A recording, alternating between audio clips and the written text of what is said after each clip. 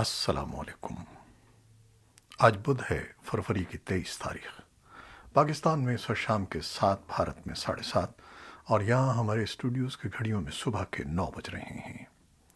Voice of America Washington کی Urdu service سے میں ہوں خالد حمید، خبروں کے ایک بلیٹن کے ساتھ۔ امریکی صدر جو بائیڈن نے منگل کے روز روسی حکومت کو بین الاقوامی مالی اعانت سے الگ کر دیا اور 2 بڑے بینکوں پر پابندیاں عائد کرتے ہوئے اعلان کیا کہ یوکرین پر اس کا حملہ بین الاقوامی قانون کی صریح خلاف ورزی ہے۔ صدر بائیڈن نے یورپ میں موجود پیدل فوج کو روس کی سرحدوں کے قریب تعینات کرنے کا حکم دیا کیونکہ یہ خطہ ممکنہ تصادم کے لیے تیار ہے۔ صدر بائیڈن نے کہا کہ اس کا مطلب ہے کہ ہم نے روس کی حکومت کو مغربی فائنانسنگ سے الگ کر دیا ہے۔ اب وہ مغرب سے مزید رقوم حاصل نہیں کر سکتا اور نہ ہی ہماری منڈیوں یا یورپی منڈیوں میں نئے قرضوں کے ساتھ تجارت کر سکتا ہے۔ بائیڈن نے کہا کہ امریکہ بدھ سے روس کے اشرافیہ اور ان کے اہل خانہ پر پابندیاں لگانا شروع کر دے گا۔ یوکرین کے صدر ولادیمیر زیلنسکی نے منگل کو روس کے مشرقی یوکرین میں فوجیوں کو منتقل کرنے کے اعلان پر رد عمل ظاہر کرتے ہوئے کہا کہ وہ ایک خاص مدت کے لیے ریزروز کو بھرتی کر رہے ہیں، لیکن ان کو فعال کرنے کے امکان کو مسترد کر دیا۔ روس کے صدر ولادیمیر پوٹن کی جانب سے مشرقی یوکرین میں ڈونیٹسک اور لوہانسک کے روس کے زیر قبضہ علاقوں کو آزاد ریاستوں کے طور پر تسلیم کرنے کے بعد برطانیہ نے بھی منگل کو روس کے خلاف اضافی پابندیوں کا اعلان کیا۔ جرمن چانسلر اولف شولز نے کہا کہ ان کی حکومت روس کے اقدامات کے جواب میں نارڈ اسٹریم 2 گیس پائپ لائن منصوبے کی سرٹیفکیشن کو روک رہی ہے۔ جاپان اور آسٹریلیا نے بدھ کے روز روس کے خلاف پابندیاں عائد کرنے کا اعلان کیا اور امریکہ، یورپی یونین، کینیڈا، برطانیہ اور جرمنی کے ساتھ شامل ہو گیا۔ آسٹریلیا کے وزیر اعظم اسکاٹ موریسن نے نامہ نگاروں کو بتایا کہ آسٹریلیا ہمیشہ زیادتی کے خلاف کھڑا ہوتا ہے اور ہم اپنے تمام شراکت داروں کے ساتھ روس کا سامنا کریں گے۔ یہ پابندیوں کے عمل کا صرف آغاز ہے۔ آسٹریلیا کی پابندیاں روس کی سلامتی کونسل کے ارکان کو ہدف بناتی ہیں۔ جاپان نے بھی بعض روسی افراد کے اثاثے منجمد کر دیے ہیں اور جاپان میں روسی بانڈز کے اجرا پر پابندی لگا دی ہے۔ یوکرین کے وزیر خارجہ دیمیترو کولیبا نے روس کے خلاف مزید پابندیوں کا مطالبہ کرتے ہوئے کہا ہے کہ اب پوٹن کو روکنے کے لیے دباؤ بڑھانے کی ضرورت ہے۔ اس کی معیشت اور ساتھیوں کو ہدف بنانے کی ضرورت ہے۔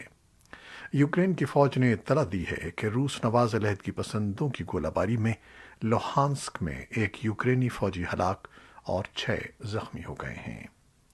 روسی صدر ولادیمیر پوٹن نے کہا ہے کہ وہ سفارتکاری کا ہمیشہ خیر مقدم کرتے ہیں، لیکن روس کے مفادات یا اس کے شہریوں کی سلامتی پر کوئی بات چیت نہیں کی جائے گی۔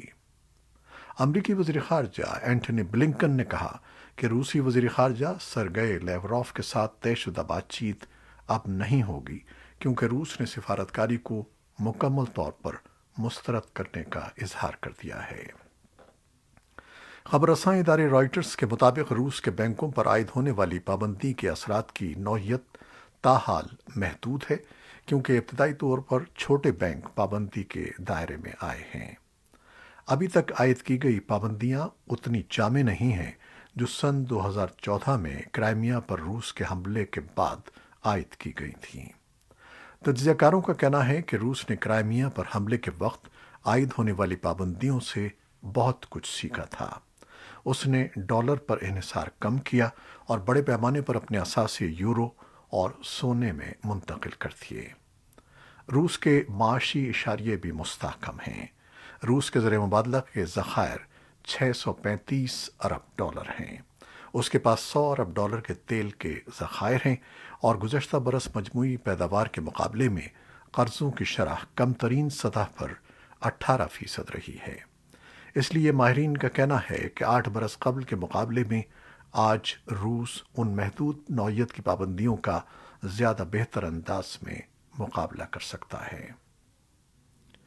پاکستان کے وزیر اعظم عمران خان صدر ولادیمیر پوٹن کی دعوت پر 2 روزہ دورہ ماسکو پر آج روانہ ہو گئے ہیں، جو گزشتہ 23 برسوں میں کسی پاکستانی رہنما کا روس کا پہلا دورہ ہے۔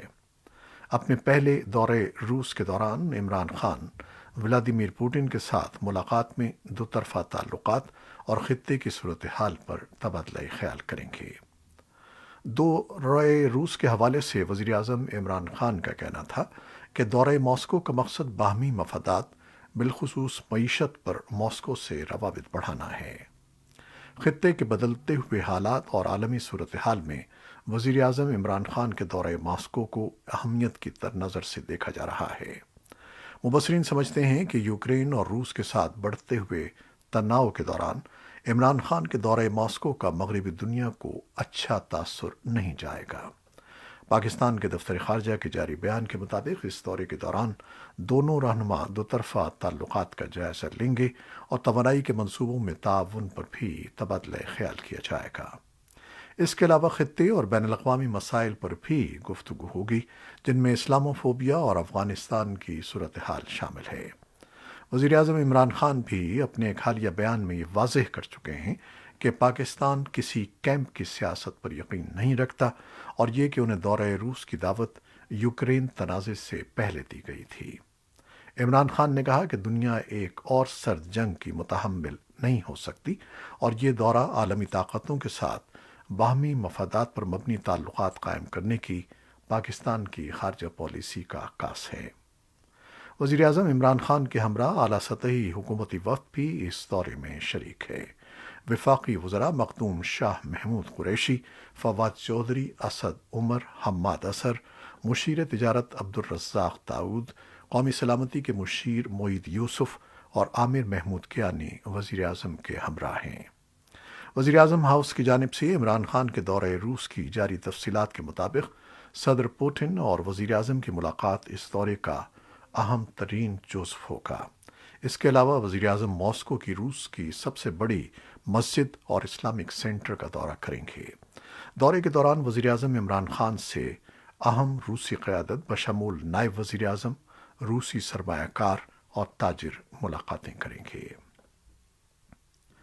طالبان حکومت نے افغانستان میں غیر ملکی دہشت گرد گروپوں کے بڑھتے ہوئے خطرات کو مسترد کر دیا ہے۔ طالبان کے وزیر خارجہ نے یونیما سربراہ ڈیبورا لیون سے ملاقات میں کہا کہ طالبان حکومت کسی کو افغانستان کی سرزمین دوسروں کے خلاف استعمال کرنے کی اجازت نہیں دے گی۔ طالبان کی وزارت خارجہ نے ایک بیان میں کہا کہ امیر خان متقی نے اقوام متحدہ کی سلامتی کونسل کے ریمارکس کا حوالہ دیا ہے، جس میں افغانستان میں تخریبی گروپوں کی تشکیل نو پر تشویش کا اظہار کیا گیا تھا۔ انہوں نے کہا کہ یہ درست نہیں ہے۔ انہوں نے مزید کہا کہ افغان افراد اس طرح کے بیانات کو اشتعال انگیز اور براہ راست اکسانے اور تخریبی گروپوں کی مہم قرار دیتے ہیں۔ یونیما نے ایک بیان میں کہا کہ یہ اجلاس افغانستان کے بارے میں اقوام متحدہ کی سلامتی کونسل کی آئندہ بریفنگ سے قبل منعقد ہوا ہے۔ اقوام متحدہ کی ایلچی ڈیبرا لیون نے طالبان ڈی فیکٹو وزیر خارجہ متقی سے ملاقات کی۔ تمام افغان افراد کے حقوق، تحفظ اور معاشی چیلنجز پر پیش رفت اور تمام لڑکیوں اور لڑکوں کی اسکول واپسی کے لیے کی جانے والی تیاریوں پر تبادلہ خیال کیا گیا۔ طالبان حکومت کے نائب وزیر اقتصادیات کا کہنا ہے کہ افغانستان کی نئی اقتصادی پالیسی مارکیٹ اکانومی پر مبنی ہوگی اور جلد ہی اس پالیسی کو طالبان کے نائب وزیر اعظم کو بھیجا جائے گا۔ طالبان کے نائب وزیر اقتصادیات عبداللطیف نظری نے نیوز کانفرنس میں کہا کہ نئی اقتصادی پالیسی جلد جاری کی جائے گی۔ انہوں نے کہا کہ طالبان حکومت برآمدات کی حوصلہ افزائی کرے گی اور اچھا معیاری سامان درآمد کرے گی۔ انہوں نے کہا کہ کاروباری خواتین کی بھی حوصلہ افزائی کی جائے گی۔ پاکستان کے وزیر اعظم عمران خان کی جانب سے پاک بھارت تنازعات کو حل کرنے کے لیے اپنے بھارتی ہم منصب نریندر مودی کے ساتھ ٹی وی ڈیبیٹ کی پیشکش پر بھارت کی جانب سے تاحال کوئی بیان سامنے نہیں آیا ہے، لیکن بھارت کے متعدد سیاستدانوں نے اس پر سخت رد عمل ظاہر کیا ہے۔ عمران خان نے روس کے دورے پر روانگی سے پیشتر रूस के सरकारी टेलीविज़न नेटवर्क रशिया टुडे को इंटरव्यू देते हुए कहा कि अगर मुज़ाकरात से इख्तलाफात दूर हो जाएं तो वो अपने भारतीय हम मनसब से मुबाहिसा करना पसंद करेंगे। ताहम उन्होंने इस बात पर इजहार अफसोस किया कि भारत उनके मुस्बत पेशकश का कोई जवाब नहीं देता।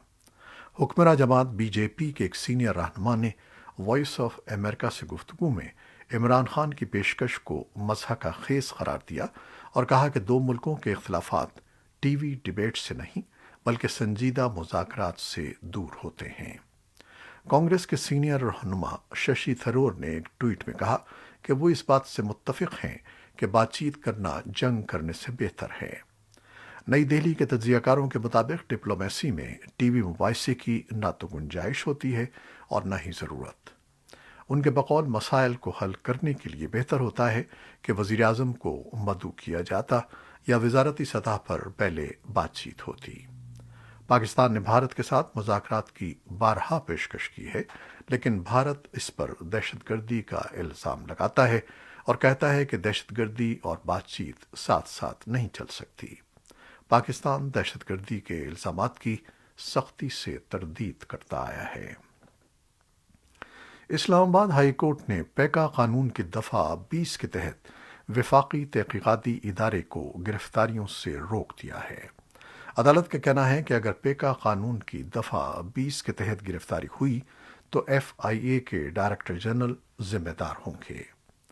पैका कवानीन पर अटॉर्नी जनरल पाकिस्तान खालिद जावेद खान भी मुत्तफिक नज़र नहीं आ रहे और उन्होंने इस्लामाबाद में सहाफ़ियों से गुफ्तगू करते हुए कहा कि अगर prevention of electronic crimes act Paika तरमीमी ordinance 2022 को जूं का तू नाफिज किया गया तो ये ड्रैकोनियन कानून होगा।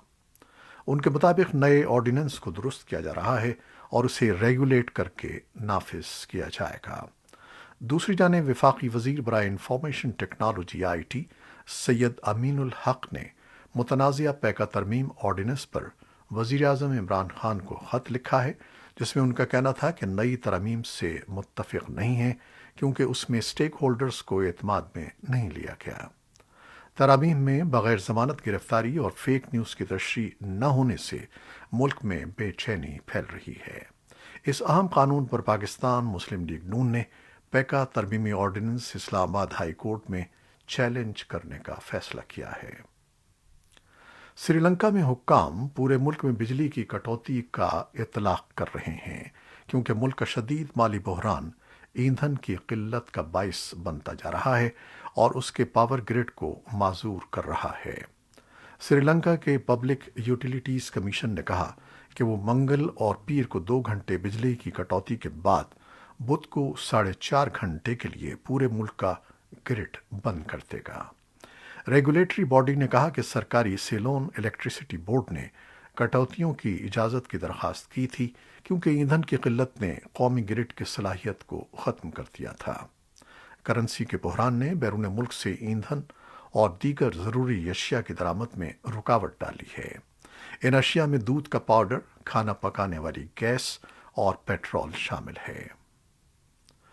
सऊदी अरब का कौमी दिन हर साल 23 सितंबर को मनाया जाता है। अलबत्ता शाही फरमान के मुताबिक 22 फरवरी से ममलुकत के यौम तौसीस की तकरीबात का आगाज़ कर दिया गया है। सऊदी गज़ेट के मुताबिक 27 जनवरी को सऊदी फरमारवा शाह सलमान बिन अब्दुल अजीज़ ने शाही फरमान जारी किया था, जिसमें हर साल 22 फरवरी को सऊदी अरब के यौम तासीस या ममलुकत के क़याम के दिन का मनाने का ऐलान किया गया था। गुज़श्ता माह जारी होने वाले शाही फरमान में 22 फरवरी को ममलुकत के यौम तासीस करार देने के ऐलान को माहिरीन सऊदी अरब की तारीख़ असर नौ तरतीब देने का इशारा करार देते हैं। कोरोना वायरस से मुताल्लिक़ खबरें। अक़वाम मुत्तहिदा के शिमाली कोरिया के इंसानी हकूक़ के आला माहिर थॉमस ओजिया क्विंटाना ने बैनुल-अक़वामी बिरादरी पर जोर दिया है कि वो शिमाली कोरिया को कोरोना वायरस की वैक्सीन की 60 मिलियन खुराकें भेजे। शिमाली कोरिया इन 2 ममालिक में से एक है जिन्हें अभी तक वसी पैमाने पर वैक्सीनेशन मुहिम शुरू करना है। اقوام متحدہ کے خصوصی نمائندے نے بدھ کو سول میں ایک نیوز کانفرنس میں کہا کہ ہمارے پاس معلومات موجود ہیں کہ شمالی کوریا کے حکام جزوی تعداد میں ویکسین حاصل کرنے اور مزید ویکسین کے حصول کے لیے کسی قسم کے دباؤ کا شکار ہونے کے بارے میں مشکوک ہیں۔ ہانگ کانگ کی رہنما کا کہنا ہے کہ مارچ میں پوری آبادی کی کووڈ وائرس کے لیے جانچ کی جائے گی کیونکہ یہ اومیکرون قسم کی وجہ سے وبا کے بدترین مرحلے سے دوچار ہے۔ ہانگ کانگ میں 15 فروری سے روزانہ لگ بھگ 5,000 انفیکشن کیسز کی اطلاع ملی ہے اور اس تعداد سے اس کی صحت کی دیکھ بھال کے نظام کو خطرہ ہے۔ سال کے آغاز میں موجودہ اضافے کے بعد سے شہر میں تقریباً 54,000 کیسز اور 145 اموات ریکارڈ کی گئی ہیں۔ یہ تھیں وہ خبریں جو فیس بک لائیو پر ہم نے آپ کے لیے پیش کی۔ ہماری ویب سائٹ، یوٹیوب اور پوڈ کاسٹ پر یہ بلیٹن پوسٹ کر دیا جاتا ہے، جسے آپ بعد میں بھی دیکھ سکتے ہیں اور سن سکتے ہیں۔ آپ ہمارے اس بلیٹن کو شیئر کرتے ہیں اور اپنی محبتوں کا اظہار اپنے کمنٹس میں کرتے ہیں۔ اپنی اس محبت کو جاری رکھیے گا۔ خالد حمید اب اجازت چاہتا ہے۔ اللہ حافظ۔